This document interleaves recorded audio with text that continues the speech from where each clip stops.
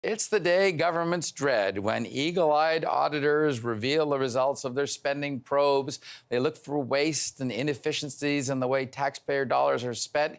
Here's the highlight reel from today's release. Refugee claim wait times are on track to hit 5 long years as reforms from 2012 fail to bite down on the numbers. Also, half of the 16 million Canadians with inquiries on employment insurance, refugee claims, veteran benefits, and more could not get their calls answered. Protective armor is there for the RCMP officers, but might not be available in the right place when needed if violent incidents demand bulletproof vests. And digital commerce is not collecting its fair share of tax, leaving more than $160 million of uncollected sales tax on the table. Here is how some of our cabinet ministers responded to the spring release by the Auditor General. The system was never funded for the volumes that it received, or the increases that we've seen in the last number of years. And this is something that started with the previous government. So we are finally funding the asylum system for the volumes that it is experiencing. Officer safety is a top priority, and we must continuously upgrade. All right, Acting Auditor General Sylvain Ricard joins me in the studio. Welcome to the show, sir. Thank you for the invitation. Thank you. Well, no answer for like 8 million Canadians trying to connect with the government. Why can't the government answer its phones? It seems like kind of a basic job for the government to do. Well, they are not. They don't have service standards in place for many of the call centers, and until they have service standards for all of the areas, for all the elements, they will be difficult to improve. How can you improve if you don't know what you're trying to achieve? For one thing, the second thing is, as a matter of transparency for the callers, it would be great to tell them what to expect. You would think that the service standard is you want to answer all the calls. Well, again, you have to be clear with the callers about what to expect. Some service standard could be answering in 5 minutes, 80% of the time. Mm-hmm. It depends on the service standards you're putting in place. I was looking at one of this. People calling about old age security, like 9% or something are getting through. Well, again, we've identified that out of the 16 million callers, 7 million got transferred to automated system, referred to the website, or disconnected. Another million, for a total of 8 in total, another million did hang up after, I guess, losing patience. I want to talk about the RCMP. There was a shooting murder of 3 Mounties 5 years ago in New Brunswick, and it kind of triggered a question about whether there was sufficient bulletproof vests available. What did you find out in your audit of the RCMP's protective clothing? What we concluded is that not all officers have access to the protective equipment they need and the training they need to protect themselves and protect the public. And we're talking here at hard body armor, which is not available everywhere in enough number.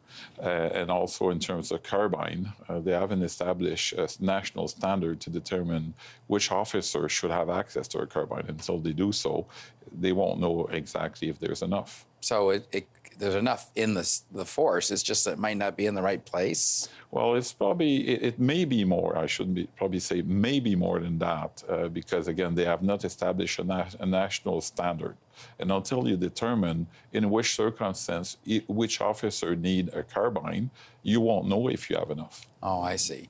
I found the e-commerce one interesting. I assume that we're leaving some tax. We have policies that need to be refined to deal with this emerging technology. Are we talking like Airbnb, that sort of thing that we're not taxing properly? Well, one of the things we've noticed is that both the Canada Revenue Agency and the Border Services Agency are not doing enough audit work to make sure that all of the tax that should be collected is collected.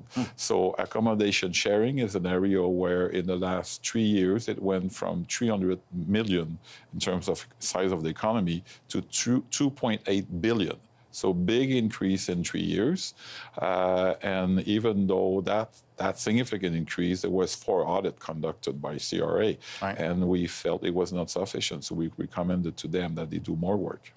All right. The main sort of takeaway a lot of media are looking at is the refugee backlog. It's gone up 20%, the way my math is. 78,000 are on hold on this. Why is that after we supposedly started a process to make that backlog go away 6-7 years ago? Well, you're referring to the fact that in 2012 there was a reform to deal with a backlog at the time that was 59,000 files. It's now 71,000 files. The waiting time at the time was 19 months. It's now 24 months. And that's after the reform in 2012.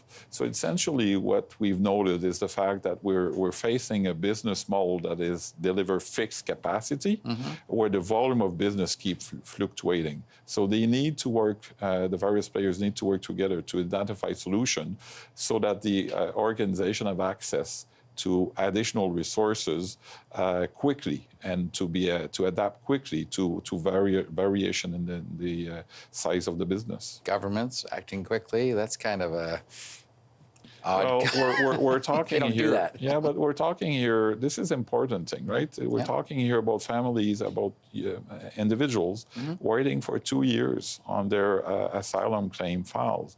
So, and where there's an objective of 2 months. So we'll have to do better. And you've extrapolated this to say if you don't deal with it in an effective way, it goes to 5 years? Well, if the volume kind of remains the same and the capacity is not increased, the projection we've made is it will go from 2 years to 5 years. Now, that's if everything remains the same. So let's wait and see. I mean, in the meantime, we made recommendation that they find a solution to this by developing a way of doing business that will allow the three organizations to have access to resources quickly.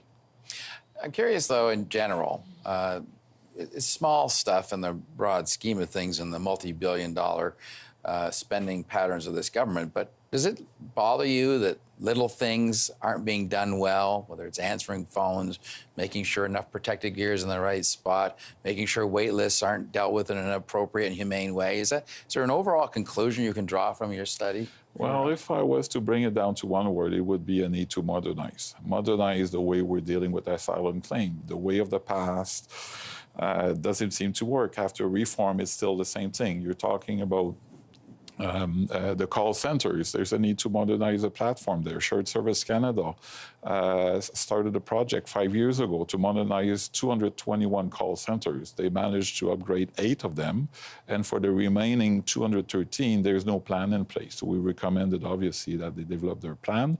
They've underestimated the work, the complexity of the work at hand, and again, that's another area where the government will have to do better.